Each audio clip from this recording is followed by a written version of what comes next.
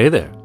Well, September has been and September has went, and while it wasn't the absolute crazy madfest that August was, it was still a pretty good month as far as films were concerned, and I saw quite a few things, both at home and at the cinema. So let's just jump right into it. So the first offering in September was a film called Enhanced on Prime. Now this is a classic example of your middle-of-the-road B-movie, the sort of thing that back in the 80s you'd find coming out on VHS or showing up at midnight in the middle of a random weekday, but basically it's a very no-frills X-Men style of movie about some enhanced people who've just escaped from a government lab where they were being tested on or possibly created or something. And there's this secret crew of assault guys who are sent out to bring them back, only it could be the government isn't entirely the good guys here and there might also be something else going on and it's not entirely sure who's good and who's bad, and meanwhile this plucky mechanic lassie is trying to be a good enhanced, and to be honest, this was really boring. I mean, this was the cinematic equivalent of beige sludge. Now, I can't even say it was terrible because it wasn't terrible, but it was really unimaginative. It was kind of flatly, boringly shot with nobody actors who had virtually no charisma and a script that could have been used to knock out insomnia sufferers. So 2 out of 5.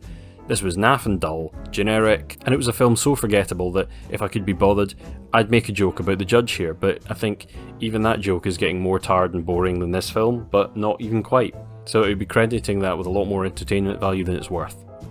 Another new film I saw this month was Chernobyl 1986 on Netflix. This should not be confused with the amazing standalone HBO series Chernobyl, the one that's actually recounts the real events. It's got Jared Harris in it, generally being awesome with Stellan Skarsgård, telling this horrific horror story about the real nuclear disaster. Well, now this is more like the Soviet propaganda movie version. And in a weird way, this kind of really reminded me of a movie called Stalingrad. Like the recent movie called Stalingrad, not the earlier one, because there's quite a few films called Stalingrad. Right, Stalingrad was a pretty solid war movie, but very, very, very, very Russian in its mentality and it all being about the sacrifice for the motherland. Now, Chernobyl 1986, although I think apparently it's called Chernobyl Abyss if you live outside the UK.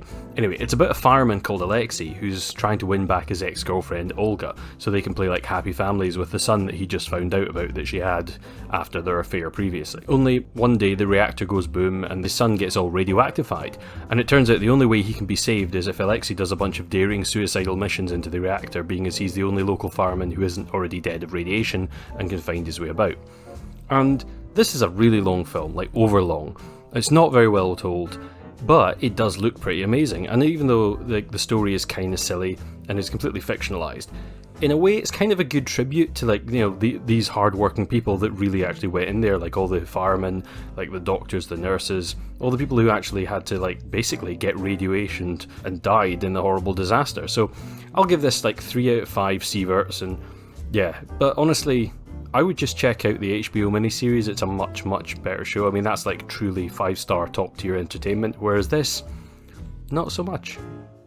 Another new Netflix special was Kate. This is an action revenge film with Mary Elizabeth Winstead as an assassin who's been poisoned, and turns out she only actually has a few hours to live. During that time, she wants to work her way up through the Yakuza to discover who did the bad murder on her and get payback. Now, this is hardly a very new idea. I mean, honestly, nothing in this film is particularly original. The premise is basically the same as this old movie called Dead on Arrival, which, one version of it has Dennis Quaid in it, but I think there's an older version this is a remake of, and he ends up getting poisoned and he has to gumshoe the mystery of his murder, but this time it's done in a modern style in Tokyo with sort of John Wick style action, all suffused in neon lights and crazy stuff going on, and kung fu and gunplay, and with sequences, moments and whole scenes that basically seem to have been lifted straight from other movies. Now, I mean, Winstead isn't bad in this. I mean, she's generally not bad in anything. So I mean, check out something like Scott Pilgrim, where she does deadpan comedy, or 10 Cloverfield Lane, where she just does scary psychological thriller drama stuff, and that's actually a really good film. But in this, I mean, she's not really asked to do an awful lot much more than kind of act like a hard ass and then do action sequences and choreography. But the real problem is, as I said, this is a very derivative film. It's 2 out of 5 at best because it feels kind of tired, even despite the presence of people like Woody Harrelson and Tatsunado Nobu. I probably completely got his name wrong there, but anyway, both these guys eat up their scenes like breakfast in these completely thin, wasted roles. But I mean, it's not terrible, it's passable. I mean, you could do an awful lot worse, but it's certainly not something to make a beeline for.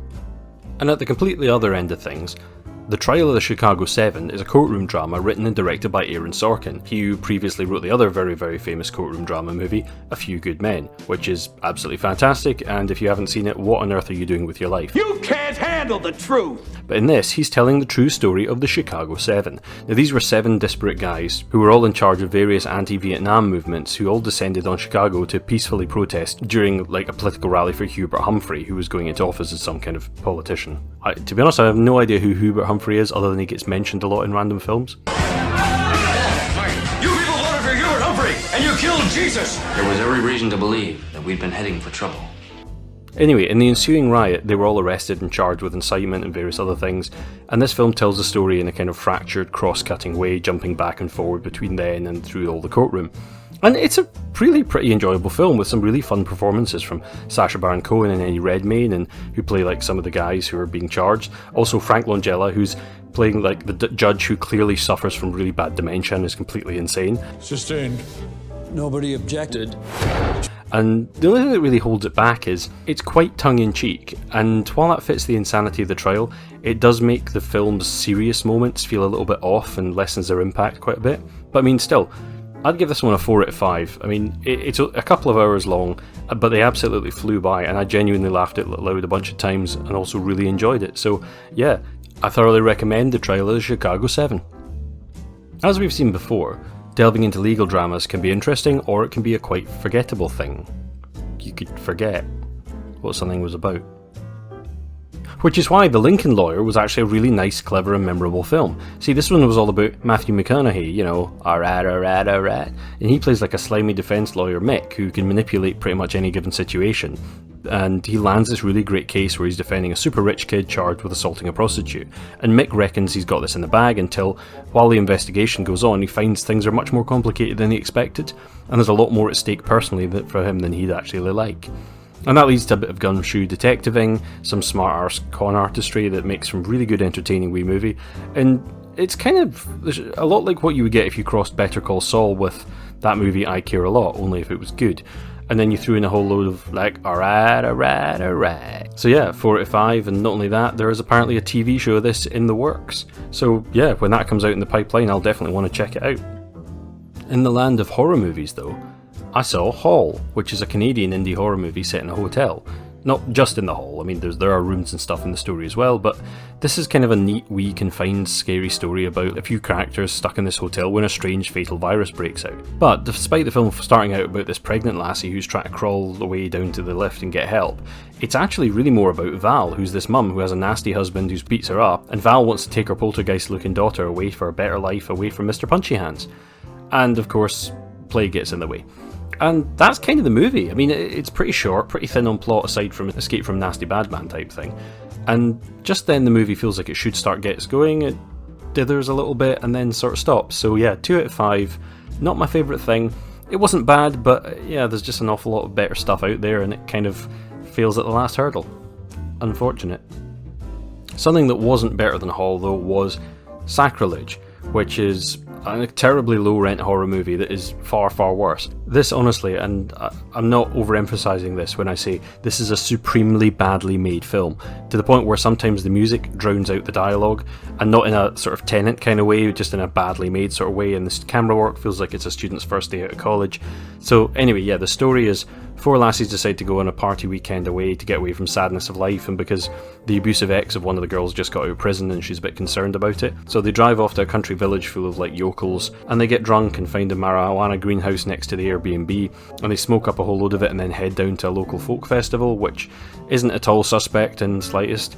But then they start hallucinating their greatest fears and reacting to them like, well, kind of like people who are written by somebody who has no idea how actual real people react in any given situation. I mean, honestly, if you told me an alien had come down and written this script, I'd believe you, because I can't believe that anybody who was involved with this has actually ever met a person, because it's a complete cobblers from start to finish. So yeah, 1 out of 5. Just avoid this. It's complete garbage. There's no redeeming qualities. It's not even so bad it's fun to watch. This is just a bad, terrible, terrible film. Skip it. Next up, however, was a much nicer film, and that was Luca from Pixar. Now, this is the story of a young sea monster called Luca who lives just off the Italian coast in the 1970s when he meets an older lad, also a sea monster, and that lad shows him that they can change into humans by getting above the water and drying off. So the pair of them go off adventuring to the local fishing village in order to try and find a Vespa, which they think is this fantastic thing. While they're there, they end up getting mixed up in this local lassie Julia's attempt to win a local village annual triathlon, and to put the bully who lives in the town in his place while hiding away from Luca's mum and dad, who are looking for them to try and drag them back into the sea. And it's a lot of good fun. I mean, it genuinely feels like a holiday to Italy back when you were a kid, or at least back when I was a kid, where, it's all lovely sea, sand, and lots of tasty pasta. Now, it might not have the emotional punch of something like Up, or the slick, romantic francophilia of Ratatouille, but I thought this was just a really nice, fun family movie with a really wholesome message about family and being true to yourself. So yeah, 3 out of 5, solid work Pixar, and genuinely, this is a good one for all the family. So if you've got wee kids, I'd take the time and show them this, and then they'll want to go on holiday to Italy, and why not? That's not a bad idea. And on the few times when I ventured out the house this month, I went to the cinema, and one of the first films I saw was Shang-Chi and the Ten Rings. Now that's the first new proper MCU movie that's been out in a while, because let's face it, Black Widow came out, but that was delayed 2 years, so that wasn't exactly new, and all the rest of the stuff that's been out recently from the Marvel catalogue has been stuff that's been on Disney Plus as TV shows. But yeah, anyway, this is a completely new property, all about hotel busboy Sean and his best pal Katie, who find themselves embroiled in a world of kung fu and Chinese magic when Sean's long-lost immortal warlord father tracks him down for nefarious purposes. So basically, this is kind of the same setup as Guardians of the Galaxy 2, if you think about it. This is a solid 3 out of 5. I'll say that right off the bat. There's a lot of good kung fu in it. There's some crazy CGI, some of which is a bit ropey, but it's kind of fun, especially when the film focuses on the antagonist, who's played by Tony Leung. Now, that Tony Leung, the famous guy who's been in movies like Time Enough for Love, which is great, or A Better Tomorrow 2, which is great.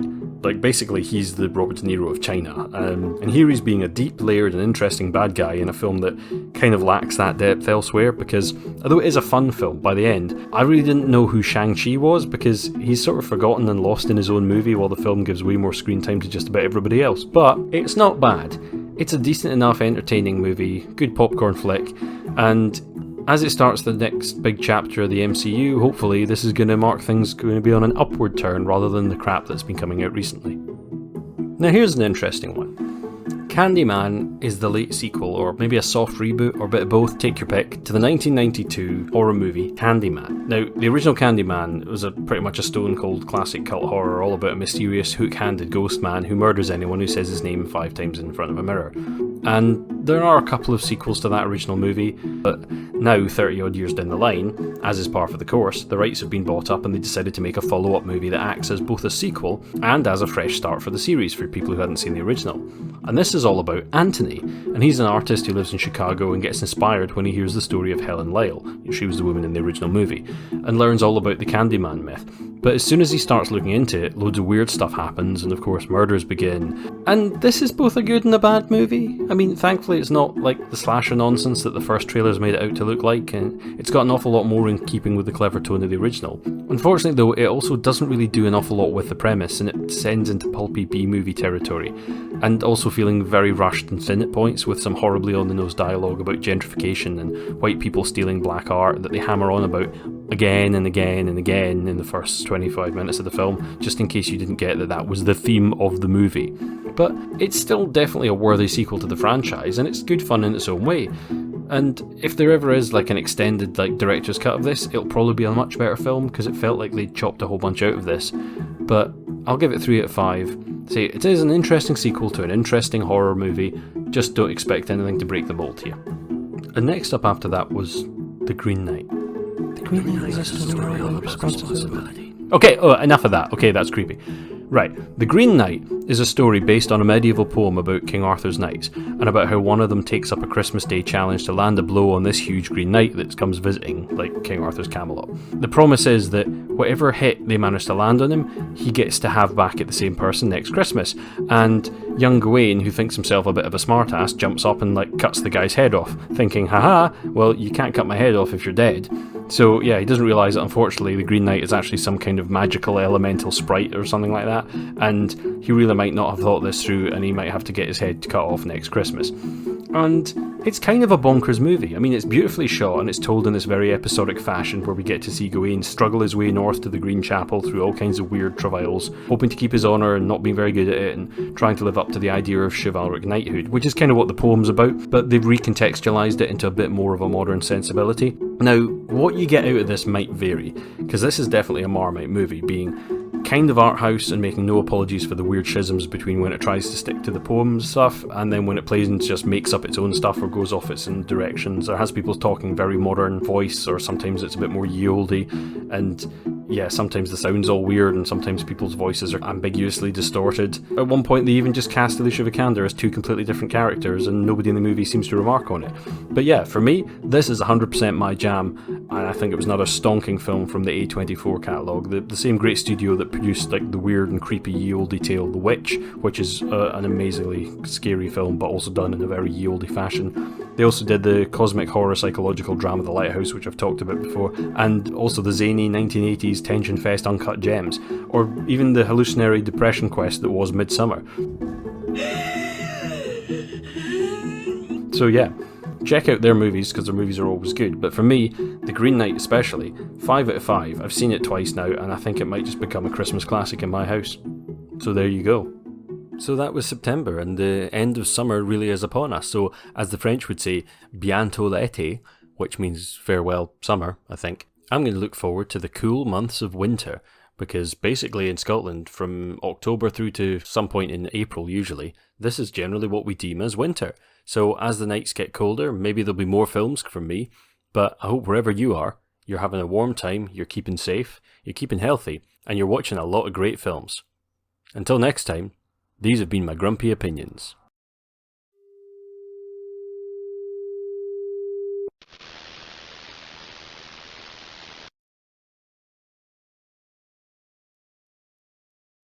And a special thanks to all my patrons, and most especially my top tier patrons Judith Coloma, Laurie Laporte, and Michelle Forbes. Thanks guys, everyone keep it real, keep safe, and take care of yourselves. Bye bye.